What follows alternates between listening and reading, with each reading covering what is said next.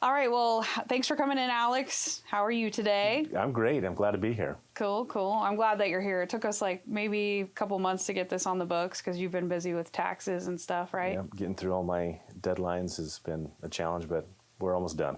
Right on. Cool. And then you'll just start over.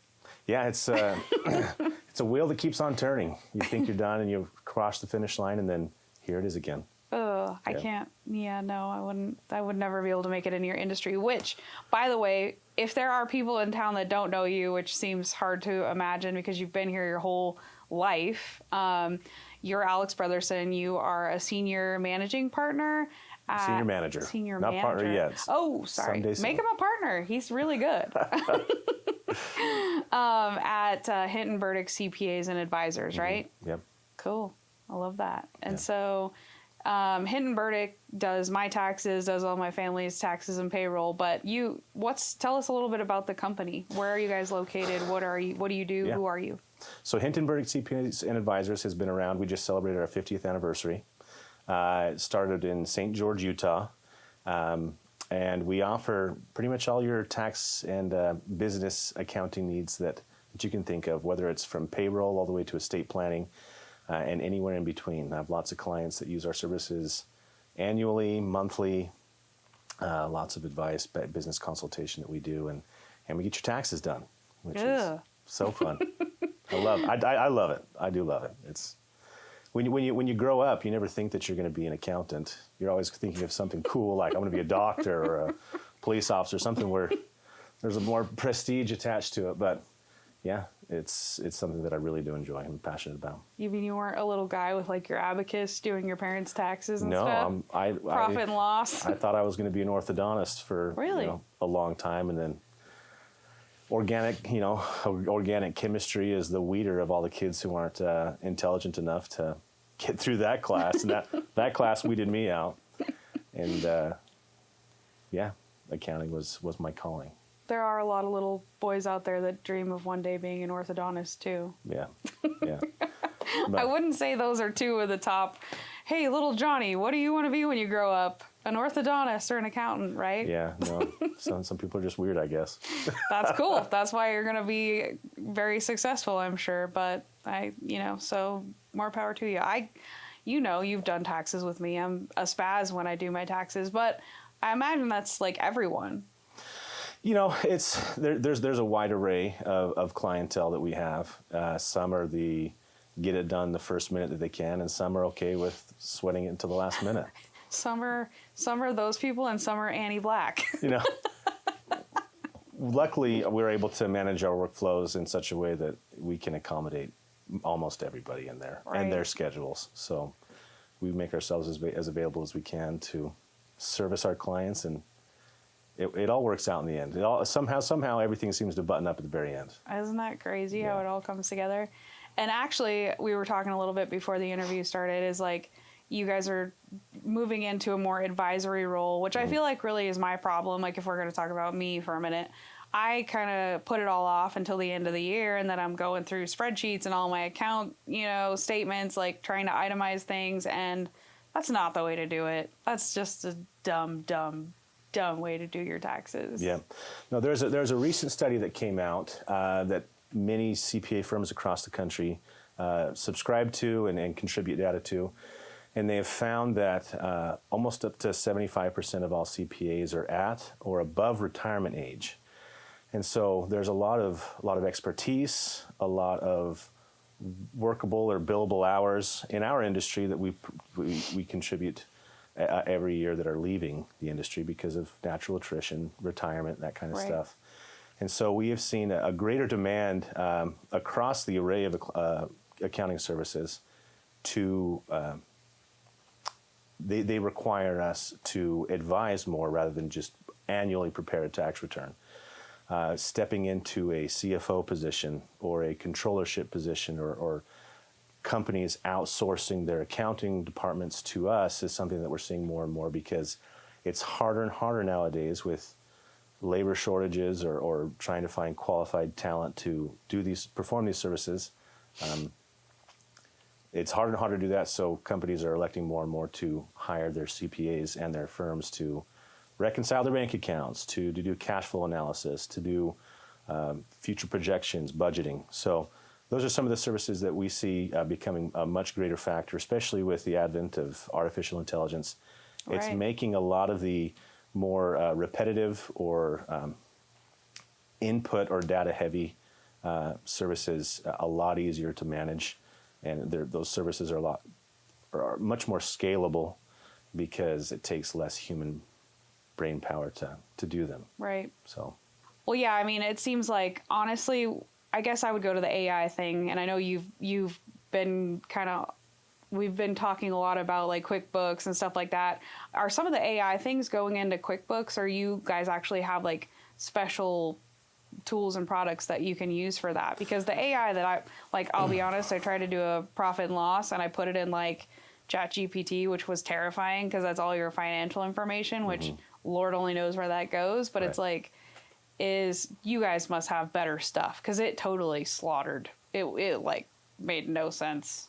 you know, when it comes to inputting information into ChatGPT or any sort of GPT, the better the question, the better the result, or the better Right. the answer.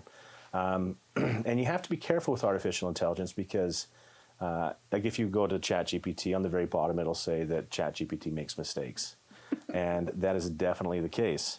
So ChatGPT, in many ways, or any type of artificial intelligence, will leverage your talent that you already have, or the hard work you've already put in. Right. It will be a tool to augment your abilities. I don't foresee any company that would be willing to completely put their AI in the place of a professional service person, like a CPA or an attorney or something like that. Because when I give advice to somebody, to some degree or another, I am liable for the advice that I give. And there are ways that I can protect myself and protect you and give you advice that I think that would stand up to scrutiny. And that's why people pay me for my services. I don't see OpenAI, the creator of ChatGPT, assuming that liability. Right. So there will always be a place for CPAs. There will always be a place for attorneys and that kind of stuff, because no one company is going to want to assume. I don't know which insurance provider would cover that liability. Right. For a machine. And I'm sure the IRS isn't going to accept that as an excuse. Yeah, why did you take this deduction? Because ChatGPT told me so. Yeah, I'm not sure about that one. You're right, because we do use AI a lot, like a lot of different platforms for AI, but mostly for real estate, where like I have a basic knowledge at least of what's happening. So you're right. Right. But I mean, I don't know. I know people are always like obsessed with this idea that AI is going to take our jobs. Maybe it will, but right now what I'm saying, it's cool for some things. It learns, and where we're seeing AI implemented in our workspace is in data input. So, for example, if you have a QuickBooks Online file, you can take your bank statement, a PDF copy that you download from your bank, upload it to your software. The AI will go through and recognize all the transactions, all the dates, all the amounts, and it will classify the transactions. However, those classifications aren't always perfect. So you or your accountant, the human being, will have to go through and do a review of what the AI has done. Right. But the time that's saved is now you don't have to pay somebody or spend the time yourself inputting all of the data.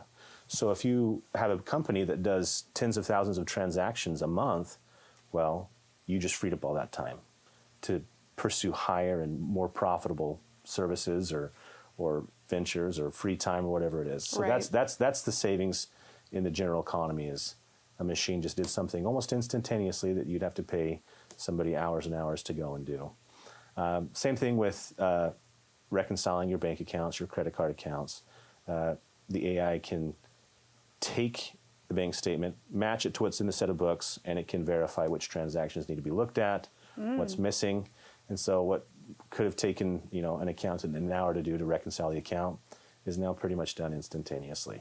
That's So sweet. there's some savings there for the taxpayer, and there's some efficiency or leverage in the accounting world that both parties benefit, because this tool has freed up time, and Right. so I can spend more of my time instead of reviewing a bank reconciliation summary, in advising the client on how to run their business better. And there are certain key production indicators that the AI can process vast amounts of data in no time at all, and they can see patterns in the numbers in your businesses that a human being would take a long time to get through, and it can make suggestions and that kind of stuff. But you always need to have somebody who knows what they're doing, making sure that the inputs are correct. Right. And that's where the judgment part of professional service people go towards is making sure that not only is the data in there, but is it in there correctly so that the AI can come back with good suggestions. And that's where we're leveraging our expertise, is providing some sort of security to the taxpayer that, yes, my numbers are stated correctly. Right. Yeah, I mean, as long as we give you the right information, then you assume some of the liability, being the expert, just like we do in real estate, just like lawyers do, right? And that's why, frankly, people like me pay people like you, and vice versa, right? Because you want an expert to keep you out of trouble. Yep. We try to give. I always try and put myself in this position if the IRS were sitting in the room with us, and I say, these are the red flags. This is your potential risk. This is your risk of audit. This if you go this route in your on your tax return, this seems funny. You don't want to intentionally do things that would put yourself in a situation that leads to a higher chance of examination by the IRS. And ultimately, you want to follow the law, because in lots of ways the law protects you from liability. And I would never give my client advice knowingly breaking the law, because the IRS has incredible power to really mess your life up. And yes, so getting in trouble with them I've seen it really hurt people. So that's not the kind of advice you'll get coming to Hittenberg CPAs and advisors. We follow the law, and we leverage what we know about the tax code to your benefit. Right. Right. Yeah. No, I mean, hey, frankly, you and I have had those conversations where you're like, hey, this or that, and that's why people pay you to do your job, right? That's why we need you guys to do what you do. So, I guess. I know I wanted to talk about a couple things, like who you are, where you came from.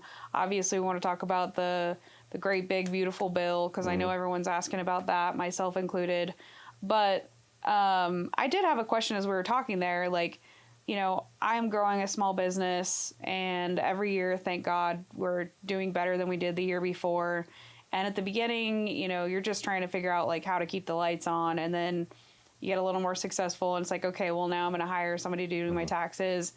But I feel like I'm kind of getting to the point where I need maybe like a fractional somebody, like you were saying, like a CFO or some advisors, or to look back at my numbers, because like this last summer, it felt more brutally slow than previous summers. And I'm like, well, is that just because I'm in it? And, when things are slow at work, if you own a business, like you're like, okay, well, we've got enough money to last us this long. If things don't turn around, you're always thinking about that stuff, right? Like a year down the road, or as far down as you can, I guess. But when and how would someone like me, how would I transition into something like that, where it's more like, I don't want to, if I just wanted a profit and loss and I didn't want to do QuickBooks, like I'm not good at that stuff. If you want me to go sell or talk or make friends, great. I can do that all day long. But I am not you. Like, you can look at, if I see that stuff, I'll just shut down, frankly. Like, I'm just like, that's why it takes me so long to do my taxes. Yeah. Because I'll sit there and I'll be like, all right, I'm going to get through this spreadsheet and I'm going to itemize all these things. Same thing with QuickBooks. And I just don't, because I'm like, oh my gosh, this is terrifying. Like, but at what point do I come to you and I'm like, all right, I'm making enough money where I'm like, okay, I want you to step in more. How does that look? When do you do it? Do you do it at the end of the year? Do you do it at the middle of the year? Like, how does that work? Well, this is a story as old as time. Yeah. I'm a small business owner, and I'm pulling my hair out when it comes time to think about doing taxes. Right. I would say my mantra is do what you do best and hire the rest. Your return on investment for your hour that you've worked is so much higher in what you've developed your skill set in. The same with mine. And so it to some degree, it doesn't make any sense for me as an accountant to remodel my own house. Though I have done that, and it turned out way cheaper, but doesn't look nearly as nice. Right. But it took a ton of my time, 6 months, whereas if I hired a contractor, it could have been done really fast and it would be professional, right? So to a large degree, if you find yourself hating doing the accounting, give it to somebody else and turn that burden into a blessing. Right. Because oftentimes, with our small business clients, they don't leverage the knowledge that their financial statements give them to make future decisions. Oh, okay, yeah. So what does the historical data tell us? There are patterns in there that we can recognize. We can compare those patterns against other competitors in your industry, and then you can make decisions like, am I paying too much in payroll? What are my competitors paying? Is my payroll 40% of my revenue? Well, my competitors are at 25%. What am I doing wrong? Am I not leveraging my employees well enough to make more revenue? Do I need more training with my employees? Do I need to hire more employees? Do I need to scale back my staff because times are getting lean? So those are kind of the CFO level management information that you could receive from an outsourced CFO, so that you can better run your business. Very, very often, I'm dealing with clients who are coming in after everything has already happened, and they're wanting to clean things up. And almost always there are lost opportunities because we can't go back in the past and make different decisions. Right. So if your accounting is a burden and you have some cash flow, then it's almost always in your benefit to clean everything up and then start looking forward in the future and say, okay, what did the past tell me? How can I better leverage that information in making a better decision in the future? I meet with clients on a monthly basis. Sometimes we schedule a weekly phone call at the beginning so that they can become accustomed to reading the financial information. And to a large degree, I love teaching my clients how to understand all these numbers and what do they mean. Having the heart of a teacher is important in somebody that you hire, because you're not just wanting to get good advice. I think a lot of my clients want to understand, not to the degree that maybe I do, but large scale. What do these numbers mean? What does my gross profit percentage mean? Operating net income. What does that mean relative to my revenue? So there are lots of things that you can benefit from just by having a general understanding of your data, but it has to be timely. Right. When you close your books month end, every day that goes by without reconciling or getting that financial data to you, that information becomes less and less important because time goes on and the market's changed. Right. So that's a lot of our clients hire us monthly to do data analysis, reconciliation, so that they have good information to make better decisions. Yeah, and I mean, as you were saying that, I was just thinking, I just bought a work vehicle, and I asked you, hey, is this, is this a good idea? And I mean, that's kind of an impossible question for you to answer, right? Because you're operating on limited information. Like, sure, if it's like anything. If you put anything to AI and you steer it a direction, it'll say yes, it'll affirm. If you're like, no, it will not affirm. It will tell you, don't do that. You're only operating on what I tell you, right? So if we had been doing this for months, years before even, you could have been like, look, man, no, bad idea, or great idea. Right. Right? And that's my goal with a lot of my clients, is to not just be the guy that they ask the question at the end of the year to say, because and those questions are great. If I buy this car, how much tax am I going to save? That's really a big question, right? Yeah. Is it going to be $1,000? Is it going to be $10,000? This is really, I'm trying to convince my spouse to let me do this, which is a conversation that happens quite often. But, me knowing what your 1 year goal, your 5 year goals, your 10 goals, what is your lifetime earnings looking like? How can we structure your investments or your assets in such a way that it reduces your overall taxable estate? There's some big questions out there if you're going to do as well as you will throughout your lifetime, that we need to make sure that we're not running into any potentially tax devastating lines. Right. So having a kind of a meeting of the minds, usually once a year, where we talk about long-term goals, is where our firm is really pushing our clientele towards. Grandfathering in clients who maybe were just a one-time, we see you once a year, more towards financial advisory roles, and that kind of stuff are where we see the industry going, and that's where we leverage our knowledge. Right. Is in the long, not just the short-term decisions, but over time, how can we save you, hundreds of thousands of dollars over your lifetime, rather than just a buck here or there at the end of the year? Is Yeah.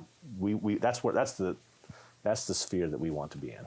And I imagine, like I said earlier, every month I'm looking at that bank balance and I'm thinking, all right, well, I know what my monthly nut is, and this is how many months I can survive, and, constantly checking that. And I'm just thinking in my mind, like, that is a super stressful thing.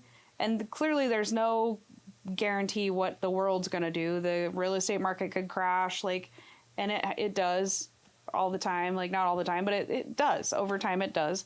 And I have to actually think, as I'm sitting here, that maybe that would take some of the stress off. If you could look at it, as a kind of a trend, and just be like, okay, I know I'm kind of getting a little nervous here, but this is normal, or this is worse than normal, or maybe earlier in the year was better. And so maybe that would make me, live a little bit longer.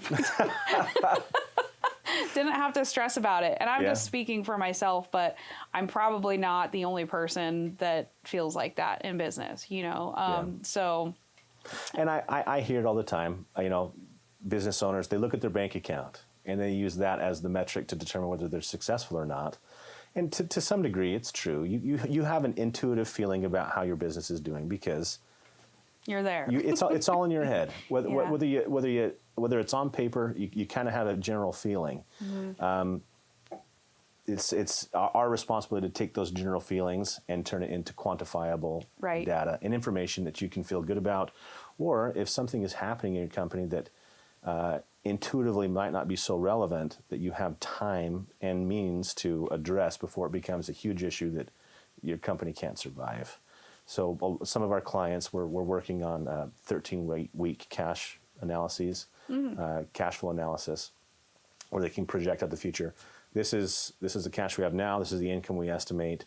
These are our expenses. This is our investing. This is our financing. This is how we're going to cover all of our costs. And then you can kind of have an outlook as to what's going to happen over this next period of time, and you can update it, as often as you need, so that you can make better decisions. And that's really that's the advisor, part of Hindenburg CPAs and advisors, is to advise you about the future prospects of your company. And not everybody needs that, not everybody wants that, but for those individuals who want to unburden themselves from the fear of the unknown.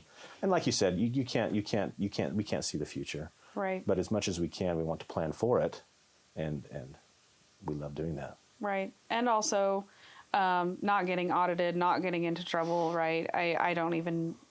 That just gives me nightmares, because wow, that would be a just terrible thing. But I'm sure it's not rocket science. If you're handling somebody's stuff, they're a lot more prepared in the instance that they get audited. A lot less likely to get audited, I'm sure, too, because you're working on it all the time, not just at the end of the year trying to throw everything together. So anyways, I just sold myself on hiring you. Nice doing business with you. Awesome. Great. No, and I mean, when it comes to being examined by the IRS, the IRS releases their examination statistics every year. Almost less than 0.5% of all tax returns in the U.S. are audited. So we make it our goal to not have our clients be one of those. So your risk of audit is what it is. And if there ever is an instance where I think the client's position is low-hanging fruit for the IRS, we talk about it, and we make sure that all their documentation's in lined up, so that if it does happen, then they just give the IRS what they need, and we go on our merry way. Oh man, that's a lovely thing to think about if you're getting audited. It's always a scary thing to get a bill from the IRS for $1 million, and you're like, what the heck is even this? It does happen. It's happened to my clients before. Luckily, we keep all our ducks in a row, and in almost every instant, those go away. Sometimes the client doesn't give us enough information, or the client tells us something that didn't actually happen. And it's as your CPA, to do a tax return, we have ethical codes which we have to abide by. However, we don't audit you. You can pay us to audit your financial statements, and we do offer that service. But when it comes to preparing a tax return, we have an ethical obligation to be judiciously prudent, and sometimes clients live in the gray area. So, and if you get caught, we can help you through that too. Man, you got to answer for everything. All right, so let's back up before we go forward, and let's finish with the big beautiful bill, because I know that's like the one that's going to keep everybody hooked in. But tell us a little bit about you. Who are you? I mean, I've known you, I don't know, a long time now, many years. My family's been doing business with you. Right. And I think I called you not too many months ago and just said, oh, I just got a call from my dad, and he said, Alex is like the greatest. He's at a conference and he thought of something and he called me, or I don't know. Anyway, my family just like thinks the world of you, as do I'm sure a lot of people in town. But for the ones that don't know you, who are you? Where did you come from? What's your story? Okay. Well, my name is Alex Brotherson. I was born in Provo, Utah. And my dad is an optometrist here in town. My mom helps run that business with him. Sisters work for mom and dad, so it's kind of a family business. What's the name of the business? It is Vision Source Mesquite. Cool. Just across the way. How did I not know that? I don't know. I wear glasses. I'm a customer. He's the high end place in town. They do a really good job. Okay. Anyway, Scott, son of Scott and Jennifer Brotherson. Cool. And we moved back into town when I was in second grade. Back to Bunkerville. That's where my dad grew up. I think my grandpa moved here in the late 70s, but don't quote me on that. I can't remember the specific date. Grandpa Brotherson was a basketball coach here in town, won a whole bunch of games, state championships. Very cool. Really successful coach and great guy. So I grew up in Bunkerville, went to school here, high school, graduated in 2008. After that, I served a mission for my church in El Salvador for 2 years. How many languages do you speak? English, and I try to speak Spanish. Okay. It was interesting when I opened up my mission call to go serve a mission for my church. I didn't know. I'd never heard of El Salvador. They're just ignorant. So me and my dad were researching, El Salvador and that kind of stuff. And there was a link on. It was the first Google query that popped up. San Salvador, El Salvador, murder capital of the world. Yep. And so I'm just Can't wait to send my kid there. This is going to be exciting. And it was the best, one of the best experiences of my life. Really? Yeah. Learning the language, thankfully, came pretty quickly. I feel like after 3 or 4 months, I was able to have conversations and understand, which is the hardest part. But yeah, the people in El Salvador are awesome. Very loving, very, very humble. I mean, it is a third world country, and in a lot of ways, their economic situation created humility. So it was awesome. We had lots of great friends and learned Spanish, which has served me in my professional career, because I do have clients that walk through the door that don't speak English at all or very well. Yeah. So I'm able to service the community of individuals who do speak Spanish, and it's been great. So after mission, I came home and went to Brigham Young University for a couple of years. Didn't know what I wanted to do with my life. Like we talked about earlier, I had the goal of becoming an orthodontist, and I started taking all of the prerequisites to pursue that degree. Mm-hmm. And I found very quickly that Alex Brotherson and organic chemistry don't mesh all that well. It really was a foreign language. Right. And it required lots of memorization, lots of study. And at that time, I might have played a little bit too much and had a lot of fun, and didn't do so hot. So I reevaluated my life. It was also during the time where Obamacare was becoming a really hot topic, and legislation was being passed. And my parents, specifically my dad, really counseled me to maybe pursue a different career path that didn't have so much regulation surrounding billing, because the question at the time was, how is this going to affect doctors and their ability to bill? And so with his degree of uncertainty, his counsel was choose something else. So I chose accounting, which is also a very heavily regulated industry. Not necessarily about our billings, but everything else. The law is a living thing. It's always changing, and you have to stay on your toes. So it was interesting. I was at BYU, and at the time I was dating a girl who was taking an intro to accounting class, and she's like, I don't want to take this by myself. And so I'm like, okay, I'll take it with you. I need the elective for my degree. And so I took the class, and the moment that I walk into the room, I'm looking around, I'm like, these are my people. I have come home. In my brain. Pocket protectors. I know. It was amazing, you know? Just it was awesome. The debits and the credits made sense in my brain. Oh my God bless you. It was like, all right, everything has to balance. I can do balance, you know. No. So I decided to pursue that career, and BYU is great. I decided to take some time off, and I had a friend who was working in Roosevelt, Utah, for a workover rig company, an oil company, repairing and installing production equipment to get the oil wells that had just been drilled, pumping oil out of the ground. And so I did that for about 8 months, all over Vernal, Roosevelt, Duchesne, Altamont, Bonita. There's all these little small Utah towns that lots of oil wells are spread around there. So I did that, and then I transferred to SUU. I finished my bachelor's degree, met my wife Kelsey there.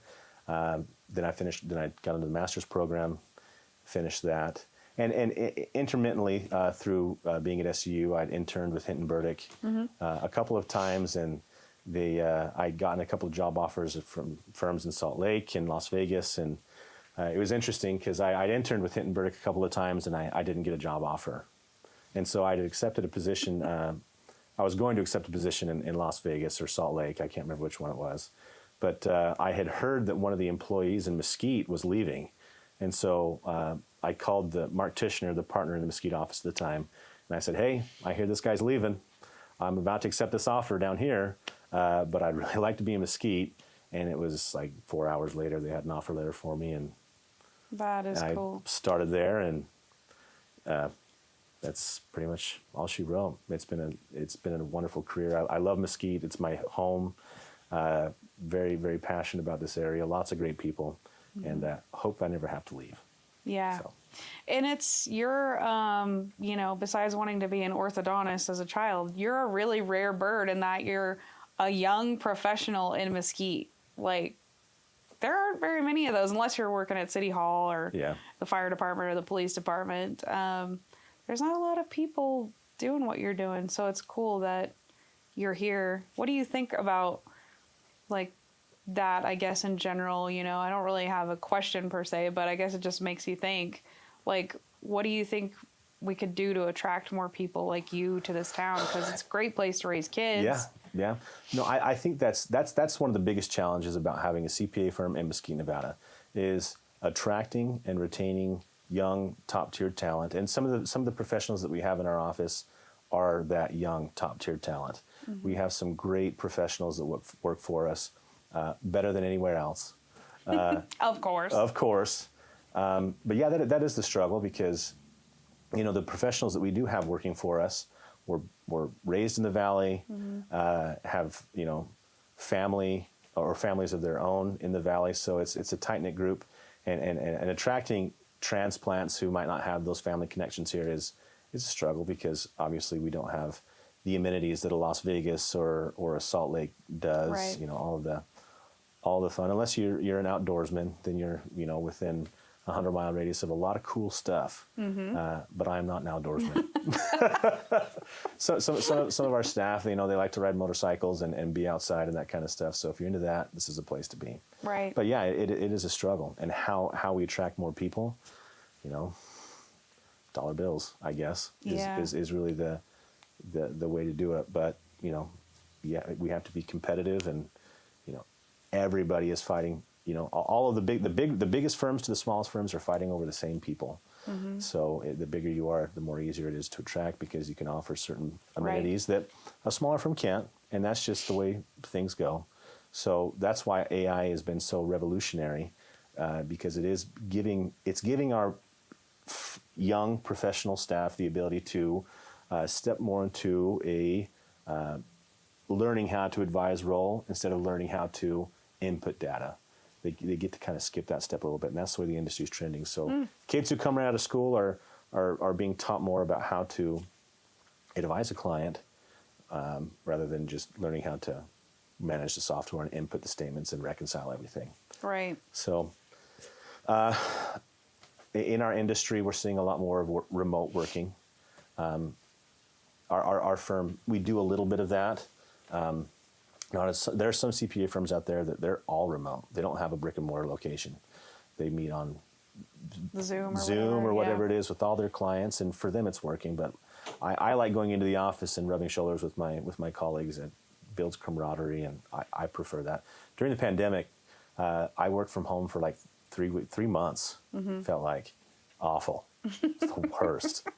Couldn't get anything done. And again, clients were like, "Oh, tax returns are extended." Nobody was interested in getting anything done, so I just kind of sat there looking at the TV for a while. Sounds like a lot of fun. Yeah. Crazy.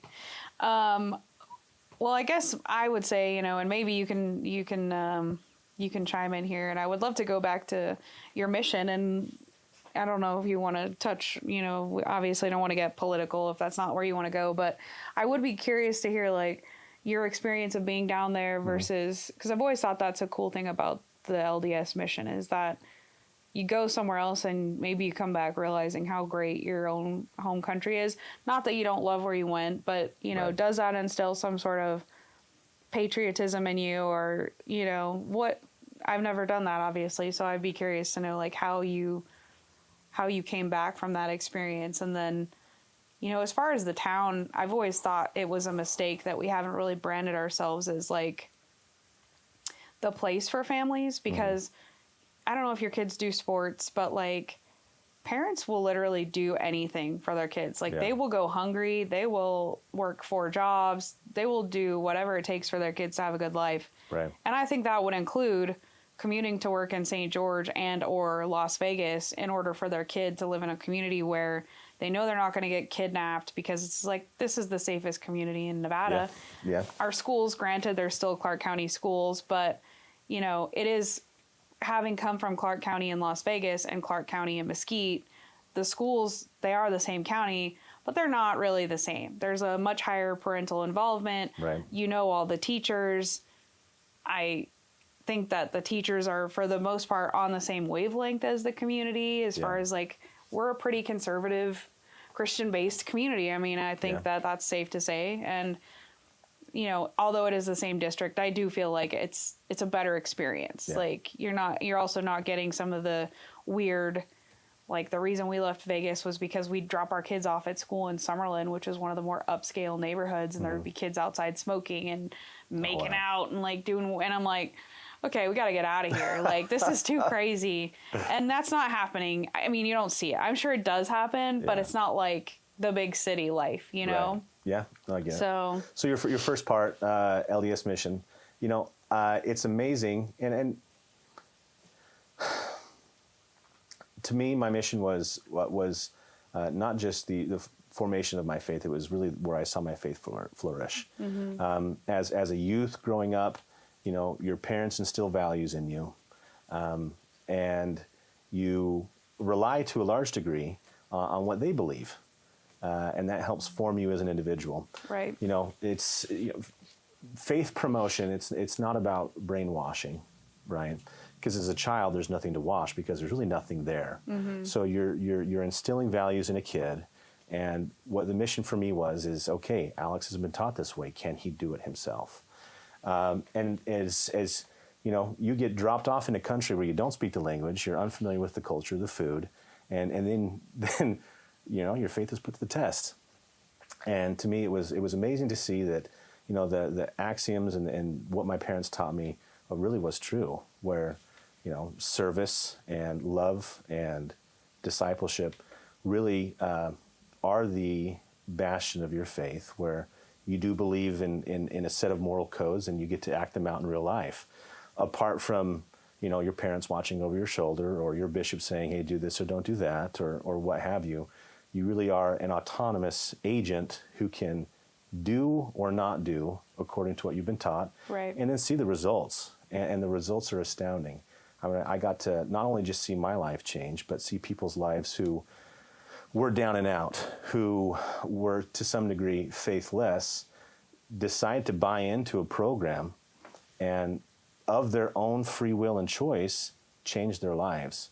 There's certain blessings that are attached to what I believe are commandments, and as people decided to live them, it was awesome to see how their lives got better in almost every instance. right. So to a young 19-year-old kid, to see people change like that, or not necessarily change who they are, but change the things that they do, and be more happy because of that. That's influenced my life in so many ways, because I wanted to be what they were, because they were changing their life in such a good way. Or I would say that our Savior Jesus Christ helped them do that by teaching them a better way. There are lots of cultures, there are lots of faiths in this world, and to one degree or another, all of them promote, for the most part, a happier, more healthy, whole living way of life. Right. And the message that I was peddling was one that I believed in, and it's changed my life forever. And it's amazing. I mean, our church sends out 18 to, I can't remember what the maximum age for a single individual to go out and serve, but we haven't ruined the church yet. The church is still there, and it teaches a generation of kids how to be adults at a young age, and be responsible, and to care more about other people than themselves. Which, in a day and age when it seems like everything on social media is so self-centered, getting somebody outside of their own comfort zone and putting them in a situation where they can care for another individual's spiritual and temporal well-being is so good for them. Yeah, and I think I didn't go to college. I graduated high school and went right to real estate school because I didn't like school. Yeah. I'll be honest. And when my kids got older, I'm not going to lie and say like I'm a huge proponent of college and I think it's the end all be all. But I have always, my younger sister did go to college, and she went away to, ASU, not far, right? Arizona. We have family there.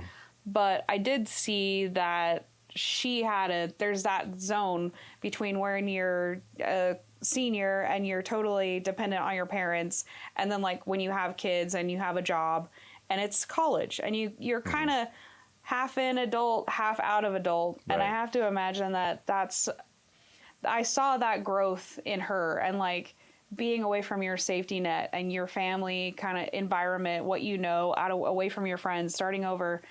I think it really shows you who you are, and you have to be self-dependent, and like, so I always told my kids, I was like, I know this sounds bad, but if you do go to college, go for the formative experience of it all. Don't, because it's an experience to go be young and free and somewhat autonomous before you're like shoved into go to work, Johnny, and pay the bills, and one of them did. He went to Vegas, and I've seen him change a lot from that experience, but that would be my one kind of pro thing on college, I think. And missions, I think, fill the same kind of purpose. Is like, take someone and throw them in a place they don't know anyone except for maybe this kid that they're with or whatever. Right. And then like just survive on your own. Good luck. And that's, to a large degree, the role of a parent is to put your kid in a situation that's relatively safe, but the stakes can be high, and let them see what they will do. And my parenting approach is not to helicopter. And I have little kids. I have a 6'4" and 1.5-year-old. So the stakes with kids that age are pretty low. You just got to keep them alive. My dad always says, little kids, little problems. Big kids, big problems. And it's much more challenging mentally, I think, to parent adult children than it is to parent. It's so physically taxing to have little kids. Right. Ask my wife. She's a saint. But yeah, times change. And, I grew up in a generation where we didn't have, cell phones in our hands where you could spend all of your time just looking at a screen. Thank goodness. Mm-hmm. I really, I think I had, they call them like chocolates, like the little brick phones. That's what I had in high school. And you couldn't take pictures. I don't think you could take pictures. Anyway, but there wasn't as nearly as much entrapment with that technology that I'm thankful for.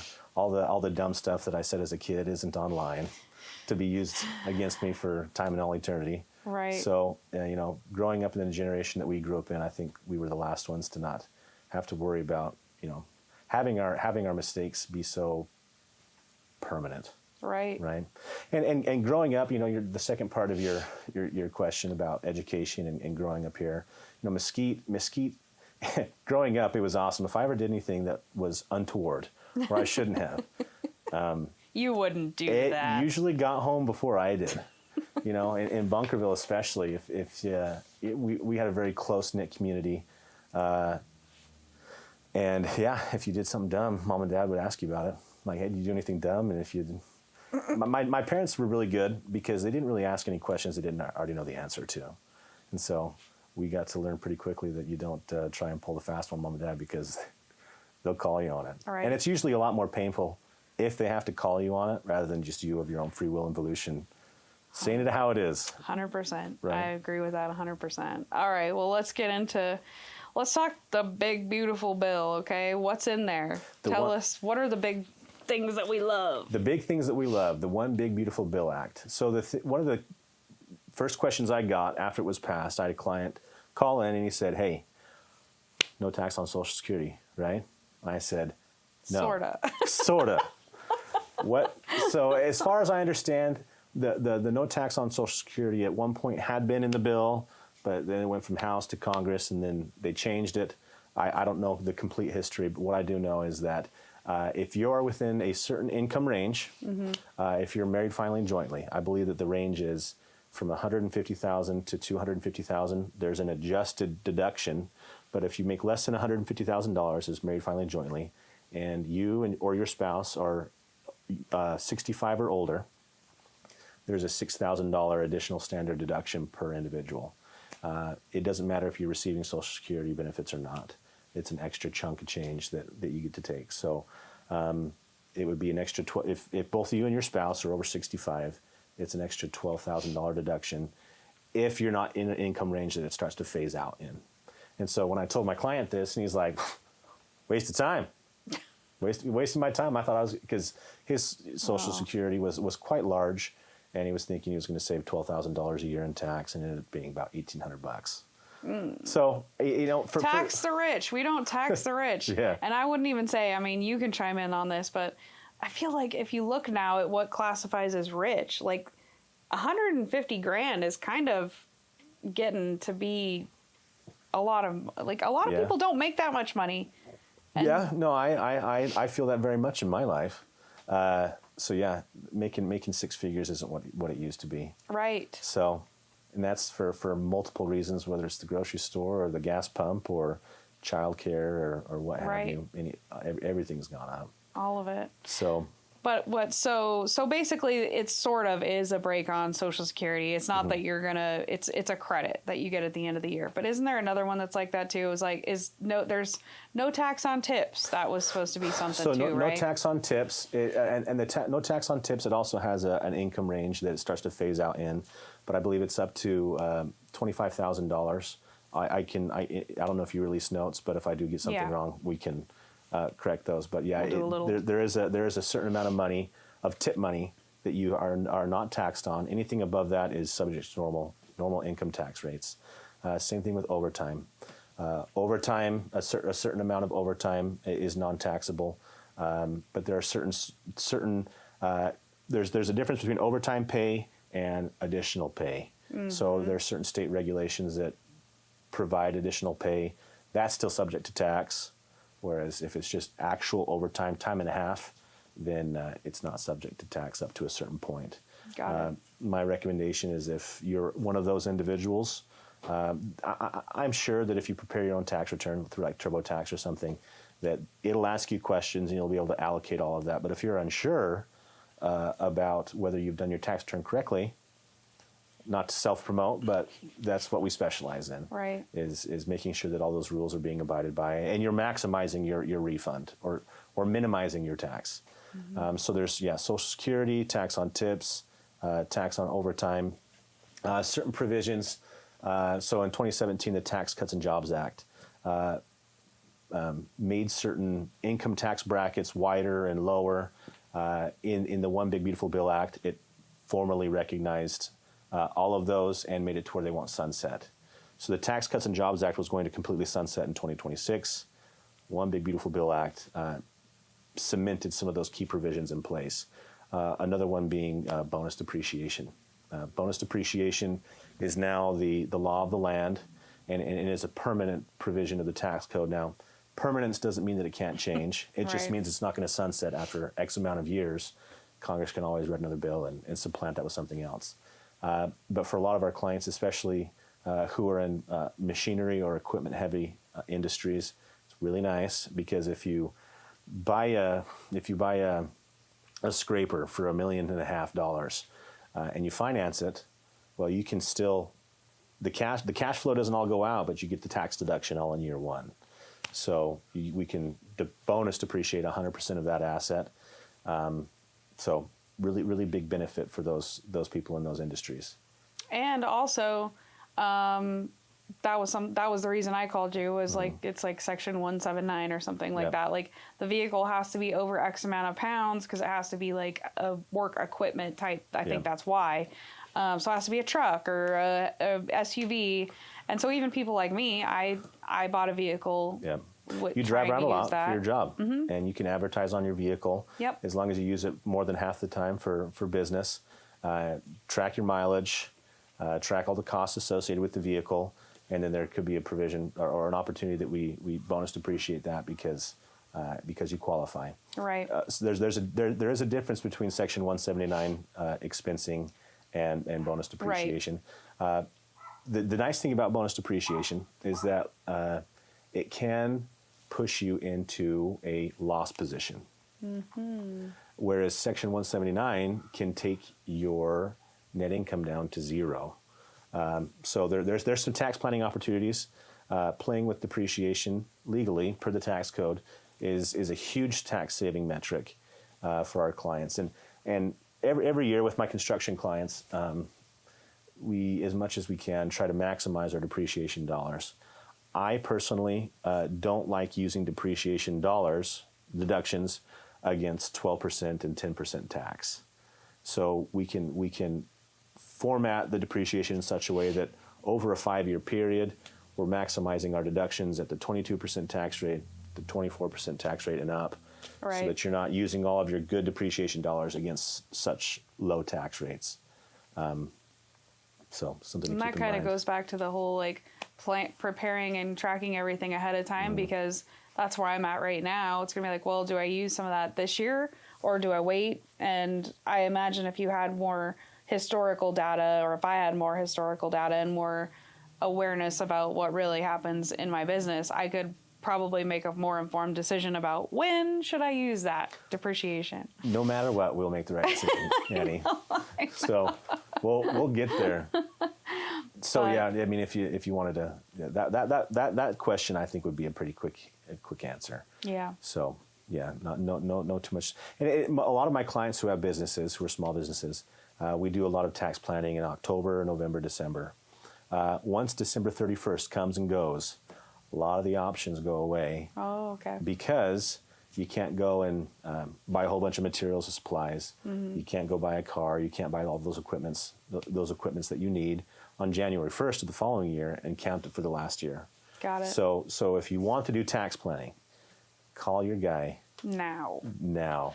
Because you need to give him or her time to synthesize all your data, get it all together, digest it, and then give you a good analysis.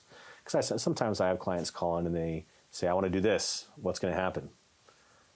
And there are so many variables when it comes to tax planning that it's not always an easy or quick answer. I mean, if you have one company and you know what your bottom line is, then we can come up with a quick answer. But more often than not, when a client calls in with a quick question, it turns into a more robust conversation where I'm asking 20 questions. Right. And that's the relationship I love to have with my clients. Is they're relying on me. Anytime they're going to make a money decision or some sort of financial pivot that they call and they include me in the conversation. Well, not just me, but their attorney, their financial planner, and involve those individuals in their decisions, just so that they don't regret the decision they made. Because I'll tell you, I have conversations all the time in February, March, December with clients. We're like, oh, we did this, and I'm like, well, this is the tax created because of it, and they're like, oh my gosh, if I would have known, I wouldn't have done that. Right. So just keep in mind, if you are making money decisions at the end of the year, include your money guy, so that it turns out that decision was a good one and not a bad alternative. one. Yeah. All right, cool. Well, I'm happy to hear that you guys are going to be getting busier because people are going to be retiring. That means you're going to be busier, and I'm excited for what that means for you and your future here in Mesquite, because I know you're basically you're the big dog over there at Hinton Burdick Mesquite now. Yeah, and hopefully I'm here for my whole career. I don't foresee myself going anyplace else. This is my home. I love this community, and whatever I can do to help this community grow, I'm all in. So I love that. All right. Well, if people have questions for you, we'll put your information and whatever notes you want us to put in the description with the video. Okay. This will be all over Facebook and Instagram, and so hopefully people will call you. It sounds like, if you identify it at all with what we're talking about as far as being a business owner and maybe knowing and realizing that the highest and best use of your time is probably not doing your own accounting and stuff like that, you're the guy to call. And I would guess if you were them, you probably want to do that before that 75% of the industry starts to retire. Yeah. Because Supply start your and relationship demand. now. Yeah. Yeah. Like get in before the deal ends. yeah. So, but thanks for happy to coming on. I know we've been trying to do this for a long time. Is there anything else you want to add before we let people go? No, thank you so much for having me. This has been a blast. I've really enjoyed it. Cool. All right. Well, I'm glad you did it. And you guys stay tuned for upcoming episodes. We're putting out a lot more videos and obviously building new fun sets and environments to interview people in. So as well as doing stuff out in the community. So if you have an industry, an event, a cause, anything that you are passionate about or think people in the community should know, reach out to us. We would love to have you on the show. And that's all I've got for today. So we'll see you next time.